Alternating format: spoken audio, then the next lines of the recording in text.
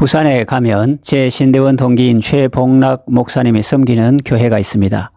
그 교회 이름이 특이합니다. 한마음 교회입니다. 최 목사님을 통해서 그 교회의 역사에 대해서 설명을 들은 적이 있습니다.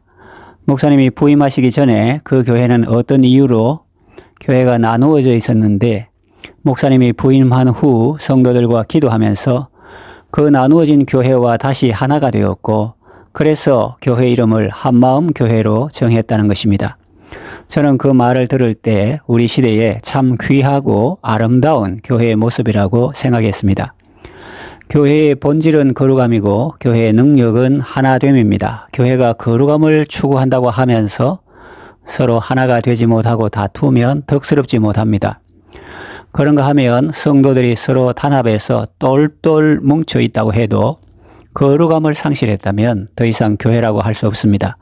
히브리서 12장 14절 말씀에 보면 모든 사람과 더불어 화평함과 거룩함을 따르라. 이것이 없이는 아무도 주를 보지 못하리라 했습니다. 그러므로 우리는 거룩함과 함께 화평함을 추구해야 합니다. 지금 우리나라 상황을 보면 다양한 사람들이 다양한 목소리를 내고 있습니다. 다양한 것 자체는 나쁜 것이 아닙니다. 그것은 사회가 건강하게 발전하기 위해서 오히려 필요한 것일 수 있습니다. 전체주의 국가처럼 위에서 사람들을 통제해서 획일화하는 것은 좋지 않습니다. 각자 자유롭게 자기 생각을 말하고 의사를 표시할 수 있는 사회가 좋습니다. 그러나 그것도 과하면 좋지 않습니다. 자기 생각만 일방적으로 옳다고 하고 상대방을 무시하거나 업신여기는 태도는 잘못된 것입니다.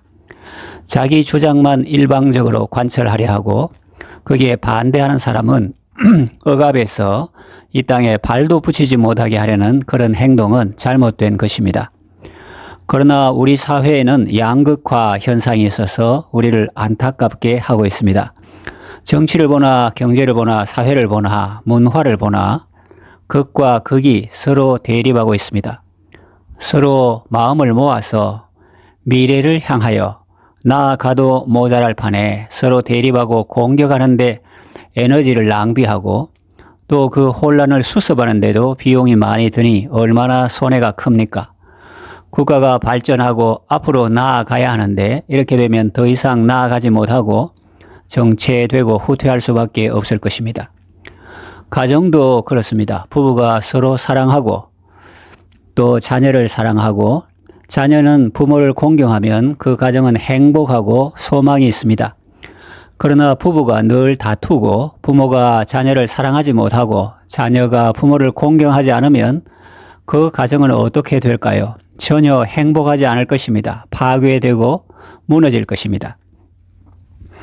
교회도 그렇습니다. 목회자가 하나님의 사랑으로 성도들을 사랑하고 성도들은 목회자를 주 안에서 존중하며 또 서로를 사랑할 때 교회는 건강하게 세워지고 하나님은 영광 받으실 것입니다. 세 겹줄은 쉽게 끊어지지 않는다는 말씀처럼 하나님과 연결되고 그리스도 안에서 다른 성도들과 연결된 성도는 교회 공동체에서 쉽게 끊어지지 않을 것입니다. 그러나 교회 성도들이 서로 하나가 되지 못하고 시기하고 다툰다면 더 이상 세상에 빛이 되지 못할 것입니다. 세상을 향한 교회의 메시지는 힘을 잃을 것입니다. 이 시대의 교회를 향한 하나님의 바람은 무엇일까요? 그것은 교회가 진리 안에서 하나가 되는 것입니다. 성도들이 그리스도와 연합하는 것입니다. 성도들이 예수님 안에서 같은 마음을 품는 것입니다. 성도가 서로 하나가 되지 못한다면 교회가 세상에 대해서 무슨 말을 할 수 있겠으며 설령 말을 한다고 한들 그 말이 얼마나 힘이 있겠습니까? 너희들이나 먼저 하나가 되어라. 너희들이나 먼저 서로 사랑해라. 그러지 않겠습니까? 다양한 사람들이 하나가 되는 것은 쉬운 일이 아닙니다. 거의 불가능에 가깝습니다. 이스라엘과 팔레스타인을 보십시오. 팔레스타인 사람들은 굴러온 돌이 박힌 돌 뺀다 하는 말이 있는 것처럼 이스라엘을 미워하고 그들을 지중해에 몰아넣으려고 몰살시키려고 그런 계획을 갖고 있습니다. 또 이스라엘 사람들은 팔레스타인을 하나님을 모르는 개나 돼지 취급을 하고 있는 것 같습니다. 그러니까 그들이 하나가 되는 것은 거의 불가능에 가깝죠. 또 러시아와 우크라이나를 보십시오. 또 우리나라 여당과 야당을 보십시오. 세상에서는 가치관이 다른 사람이 서로 하나가 되는 것은 불가능합니다. 그런데 여기 복된 소식이 있습니다. 사람들이 서로 하나가 되는 것은 불가능하지만 사람이 할 수 없는 것을 하나님은 하셨습니다. 성령님이 하나 되게 하셨습니다. 사람들이 할 일은 성령님이 하나 되게 하신 것을 힘써 지키는 것입니다. 성령님은 어떻게 사람들을 하나가 되게 하셨습니까? 에베소서 2장을 보면 알 수 있습니다. 에베소 사람들은 구약시대의 관점으로 보면 이방인입니다. 할례받지 않았고 그리스도 밖에 있었고 이스라엘 나라 밖에 있는 사람들이었습니다. 세상에서 소망이 없고 하나님도 없는 자였습니다. 그처럼 하나님에게서 멀리 있던 사람인데 그리스도 예수 안에서 그리스도의 피로 가까워졌습니다. 예수님은 우리의 화평이 되셨습니다. 둘을 하나로 만드셨습니다. 중간에 막힌 담을 자기 육체로 허셨습니다. 법 조문으로 된 율법을 폐하셨습니다. 이방인과 유대인을 그리스도 안에서 한 새 사람으로 만드사 화평하게 하셨습니다. 그래서 그때부터는 그리스인, 로마인, 유대인 따로 없고 다 그리스도인이 된 것입니다. 이야기 쉽게 말한다면 신인류가 탄생한 것이라고 볼 수 있습니다. 예수님으로 말미암아 이방인과 유대인이 한 성령 안에서 아버지께 나아감을 얻게 하시려고 먼 데 있는 이방인에게 평안을 전하시고 가까운 데 있는 자들에게 평안을 전하셨습니다. 이것이 바로 성령님이 하나 되게 하신 것을 말씀하는 것입니다. 그래서 사도 바울은 우리에게 하나가 되라고 말씀하지 않고 성령님이 하나 되게 하신 것을 힘써 지키라고 말씀하는 것입니다. 자, 그렇다면 우리는 어떻게 하면 성령의 하나 되게 하신 것을 지킬 수 있을까요? 본문은 5가지를 말합니다. 차례대로 살펴보겠습니다. 첫째는 겸손입니다. 이 책이 기록될 당시 겸손은 미덕이 아니고 악덕이었습니다. 겸손은 종이나 노예가 취하는 태도였습니다. 그 당시 미덕은 자기를 증명하는 것입니다. 자기가 자격이 있는 사람임을 당당히 선포하는 것입니다. 나는 로마 시민이고 그것을 당연히 누릴 권리가 있는 사람이다. 이렇게 자기를 드러내는 것입니다. 당당히 자기를 내세우는 것입니다. 그런데도 사도 바울은 왜 겸손을 말할까요? 그가 로마 문화를 몰라서일까요? 아니면 바보라서일까요? 아닙니다. 그가 겸손을 말하는 이유는 오직 하나, 우리 주 예수님이 겸손의 왕이시기 때문입니다. 유대인의 전통은 손님이 집에 오면 발을 씻어줍니다. 그 집에서 제일 신분이 낮은 종이 그 일을 합니다. 그 종이 바쁘면 그 집 주인이 그 일을 합니다. 그러나 종도 바쁘고 주인도 바쁘거나 그 자리에 없으면 손님 중에서 제일 먼저 들어온 사람이 나중에 온 사람의 발을 씻겨줍니다. 마가 요한의 다락방에 모였을 때 제자들은 서로 눈치를 보았습니다. 자기는 몇 개월 먼저 제자가 된 사람이고 자기는 가장 사랑을 많이 받는 사람이고 자기는 국가 공무원 출신이고 자기는 어쩌고 하면서 서로 다른 사람이 씻겨주기를 기다렸습니다. 그때 예수님은 친히 수건을 허리에 두르시고 대야에 물을 담아 제자들의 발을 씻기셨습니다. 창조자가 피조물 앞에서 무릎 꿇은 모습입니다. 섬기는 모습이죠. 내가 너보다 낫다고 생각하는 순간 교회의 하나됨은 깨집니다. 내가 젊은 성도라면 연로하신 성도를 공경하는 것이 미덕입니다. 먼저 인사하고 좋은 자리를 양보해야 합니다. 그렇게 하는 것이 마땅합니다. 그러나 내가 연로한 성도라면 꼭 그렇게 해야 하는 것만은 아니라고 생각하는 것이 좋습니다. 먼저 보는 사람이 인사하고 어린 사람을, 젊은 사람을 대접할 수도 있다고 생각하고 그렇게 행동하는 것이 좋습니다. 교회의 직분을 맡은 사람도 늘 청년들의 섬김을 바라는 것이 아니라 청년들에게 친절하게 대하고 사랑으로 섬길 때 교회는 따뜻해지고 성령이 하나 되게 하신 것을 지킬 수 있습니다. 그러지 않고 내가 누군데, 내가 먼저 믿었는데, 내가 직분을 먼저 받았는데, 내가 너보다 먼저 이 교회에 왔는데 라고 하면서 자기를 주장하고 고집하면 그 교회의 하나됨은 한순간에 깨어집니다. 제가 무슨 말을 하려는 걸까요? 오늘부터 어른들은 청년들을 섬겨야 한다. 그런 말을 하려는 것이 아닙니다. 청소년들은 마땅히 어른을 공경해야 합니다. 그러나 남이 할 일을 내가 강요해서는 안 됩니다. 각 사람은 자기가 마땅히 해야 할 일을 하되 상대방이 할 일은 그 사람의 의무나 자기의 권리처럼 생각하지 말고 겸손히 주님을 섬기는 마음으로 서로 섬겨야 한다고 말하는 것입니다. 성령이 하나 되게 하신 것을 지키려면 자기보다 남을 낮게 여기고 겸손히 섬기는 삶을 살아야 합니다. 둘째로 온유입니다. 온유는 그냥 좋은 게 좋다고 넘어가는 것을 말하지 않습니다. 무골 호인처럼 행동하는 것을 의미하지 않습니다.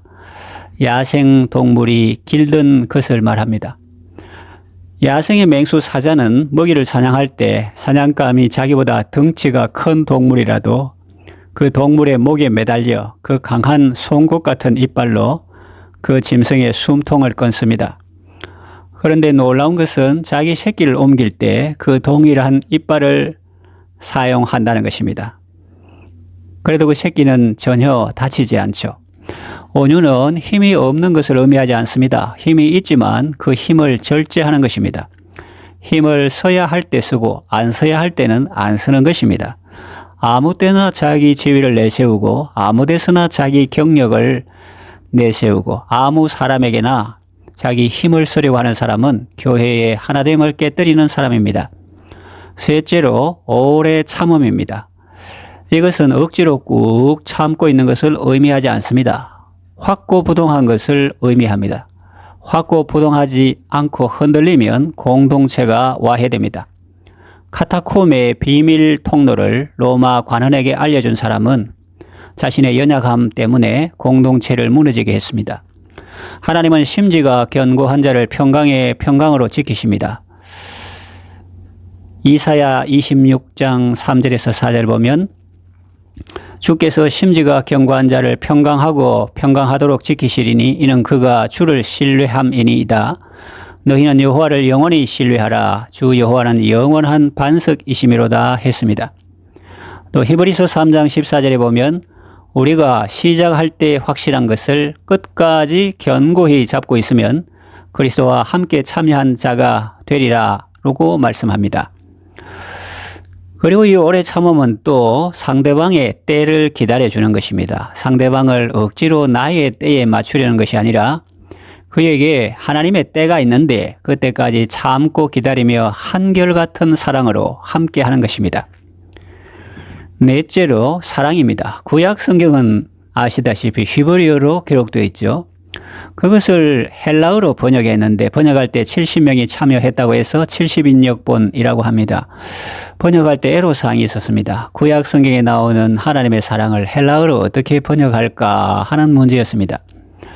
당시 헬라어로 사랑이라는 표현을 할 때 일반적으로 쓰이던 말은 필로스였습니다.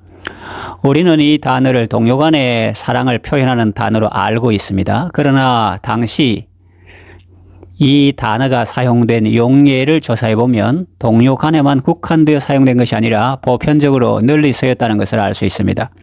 필로소피, 지혜 사랑, 철학이죠. 필라델피아, 형제 사랑이죠. 그런데 하나님의 사랑을 그렇게 번역하기에는 아쉬움이 있었습니다.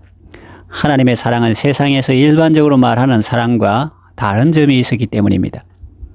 그 외에 사랑을 나타내는 말을 찾아보니 에로스라는 단어가 있었습니다. 흔히 남녀 간의 사랑으로 알고 있습니다. 그러나 이 말도 알아보면 특정한 대상을 사랑하는 것을 의미합니다. 대상에 특정된 사랑이지요. 그런데 하나님의 사랑은 특정한 대상만 사랑하는 사랑이 아닙니다. 원수까지 사랑하는 사랑입니다. 그래서 또 다른 단어를 찾아봤습니다. 스톨게라는 단어가 있었습니다. 이것은 아버지가 자녀를 사랑하거나 교사가 학생을 사랑하듯이 권위자가 권위 아래 속한 사람을 사랑하는 사랑입니다. 그런데 하나님의 사랑을 표현하기에는 부족했습니다. 하나님은 자녀 아닌 사람도 사랑하시기 때문입니다. 이스라엘 백성이 아닌 타국인도 사랑하시기 때문입니다. 그래서 번역자들이 고심 끝에 만들어낸 말이 바로 아가페입니다. 그러니까 이 말은 앞에 말한 세 가지를 초월하는 사랑입니다. 세상에서 일반적으로 말하는 사랑과 다르고 특정한 대상만 사랑하는 것도 아니며 자기 자녀만 사랑하는 것도 아닙니다. 이방인도 사랑하고 원수까지 사랑하는 사랑입니다. 조건 없는 사랑입니다. 하나님의 사랑은 아가페의 사랑입니다. 이 사랑은 독생자 예수님의 십자가를 통해서 우리에게 나타내 보여주신 하나님의 사랑입니다. 본문은 성령의 하나 되게 하신 것을 지키려면 이 하나님의 사랑 안에서 서로 용납하라고 말씀하십니다. 다섯째, 평안입니다. 사도 바울은 성령의 하나 되게 하신 것을 힘써 지키는 것을 옷 입는 것에 비유하고 있습니다. 그리고 평안은 옷을 입을 때 맨 마지막 순서처럼 기록하고 있습니다. 옷을 다 입고 난 후에 띠를 묶는 것처럼 표현하고 있습니다. 사람이 불안하고 두려우면 하나 되기 어렵습니다. 마음이 평안할 때 담대함이 생기고 원수가 와서 흔들어도 흔들리지 않게 되는 것입니다. 그러면 이 평안은 어디에서 올까요? 예수님께서 주십니다. 평안을 너희에게 주노니 곧 나의 평안을 너희에게 주노라 라고 말씀하셨습니다. 그리고 이 평안은 우리가 기도할 때 하나님으로부터 주어집니다. 빌립보서 4장 6절에서 7절 아무것도 염려하지 말고 다만 모든 일에 기도와 간구로 너희 구할 것을 감사함으로 하나님께 아뢰라. 그리하면 모든 지각에 뛰어난 하나님의 평강이 그리스도 예수 안에서 너희 마음과 생각을 지키시리라 했습니다. 그렇습니다. 하나님의 평강은 우리의 이성을 초월합니다. 우리의 지각을 뛰어넘는 엄청난 평강입니다. 그 평강이 그리스도 예수 안에서 우리의 마음과 생각을 지켜주시기 때문에 우리는 조급하지 않고 당황하지 않고 감사와 기쁨으로 나아갈 수 있는 것입니다. 평안은 나 자신을 온전하게 메워줄 뿐만 아니라 공동체 전체를 하나로 묶어주는 역할을 합니다. 우리는 사랑의 띠로 하나가 되었고 또 평안에 매는 줄로 하나가 된 것입니다. 그리스도의 평강이 우리 마음을 주장할 때 우리는 성령의 하나 되게 하신 것을 지킬 수 있습니다. 이제 말씀을 정리하며 맺으려고 합니다. 교회의 본질은 거룩하며 교회의 능력은 하나됨에 있습니다. 우리에게는 하나 되게 할 수 있는 능력이 없습니다. 그런데 감사하게도 성령님이 이미 하나가 되게 하셨습니다. 우리는 성령님이 하나 되게 하신 것을 힘써 지키면 됩니다. 겸손과 온유와 오래 참음과 사랑과 평안으로 성령님이 하나 되게 하신 것을 지킬 수 있습니다. 여러분 모두 부르심을 받은 일에 합당하게 행하여 영광스럽고 복된 구원을 잘 이루어 가시기를 바랍니다.